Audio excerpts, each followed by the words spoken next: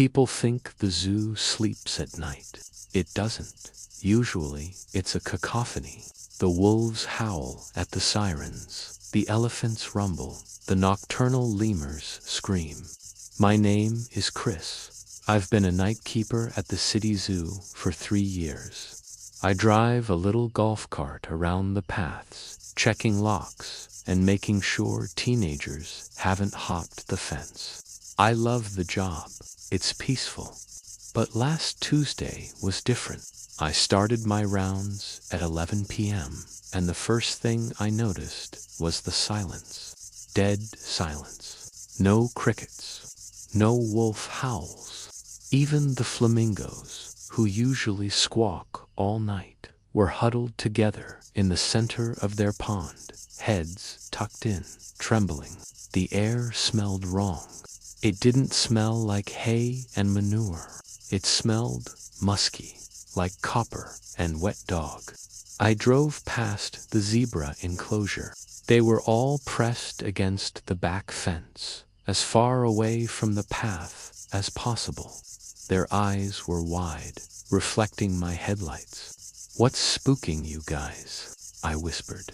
I shone my spotlight around. Nothing but empty paths and shadows. Then I got a call on the radio from Sarah, the security guard monitoring the cameras. "Chris," she said. Her voice was tight. "Can you check the primate house? The chimps are going crazy. Going crazy. I don't hear anything." "That's the problem," she said. "They aren't screaming. They are throwing themselves against the glass, silently." I pulled up to the primate house. It's a big indoor facility. I unlocked the service door and walked in. The smell hit me instantly. Not monkey poop. That copper smell again, like old blood. I walked down the corridor to the chimpanzee exhibit. Sarah was right. The chimps, usually the loudest animals we have, were in a state of panic. But they were silent. They were huddled in the highest corners of their enclosure, clinging to the mesh ceiling. They were staring down at the floor of their exhibit. I looked down. The floor was empty, just hay and toys. "There's nothing in there, Sarah," I radioed. "Look at the glass," she whispered. I looked at the thick safety glass that separates the monkeys from the public. On the inside, there were handprints. Not chimp handprints. They were too large. The fingers were too long, and they were smeared with a greasy black substance. Someone or something had been inside the cage with them. Then I heard a sound from the other side of the building, a low, guttural growl. It wasn't a monkey. It sounded like a big cat. But the big cat habitat was on the other side of the zoo. "Sarah, did a jaguar get out?" "Negative," she said. "All containment lights are green. All animals are secure." "Then what is growling in the staff hallway?" I backed out of the primate house. I wasn't equipped for a loose predator. I had a flashlight and a set of keys. I got back in the cart and drove toward the big cat habitat. I needed to visually verify the lions. We have 4 lions, 1 male Zeus and 3 females. I pulled up to the viewing deck. It looks down into the open-air enclosure. I shined my spotlight into the pit. 1, 2, 3. I found the females. They were awake, pacing nervously near the moat.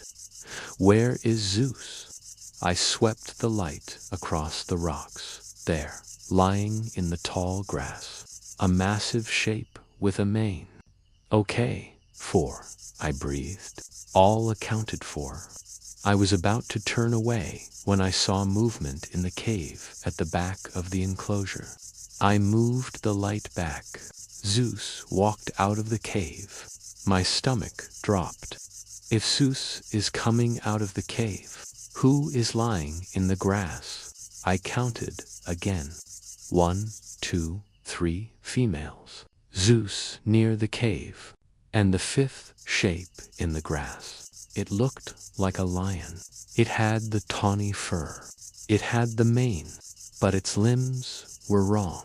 They were bent backwards, like a grasshopper's legs, and it was breathing in a jerky, unnatural rhythm. As the light hit it, the fifth lion slowly stood up. It didn't stand on 4 legs. It stood up on 2. It was 7 feet tall. It wore the skin of a lion, like a loose suit. Underneath, I saw pale gray skin. It turned its head toward me. Its eyes were glowing red. It opened its mouth, but instead of a roar, it mimicked a human voice. Feeding time. It sounded exactly like me. Asterisk, I slammed the gas on the golf cart. The electric motor whined as I sped away. Behind me, I heard a splash. The thing had jumped the moat. A 20-foot jump. Sarah, call the police. I screamed into the radio. It's out. It's not a lion. Chris, look at the monitor. She screamed back. It's running on the path. It's fast. I looked back. It was galloping on all 4s now, moving with terrifying speed. The lion's skin was flapping around it, revealing the gray nightmare underneath. I swerved toward the reptile house. I drifted the cart and crashed into the bushes near the entrance. I scrambled out, fumbling for my keys. I could hear its claws clicking on the pavement. Click, click, click. I got the key in the lock, turned it. I threw myself inside and slammed the heavy steel door just as a massive weight crashed against it. Boom, the door buckled, but held. I locked the deadbolt. I backed away, panting. I was safe. The reptile house is a fortress. Then the lights went out. I stood in the dark, surrounded by snakes and lizards in their glass tanks. Silence. Then a soft tapping on the glass of the python exhibit next to me. Tap, tap. I shined my light. The python was gone. Inside the glass tank was the creature. How did it get in?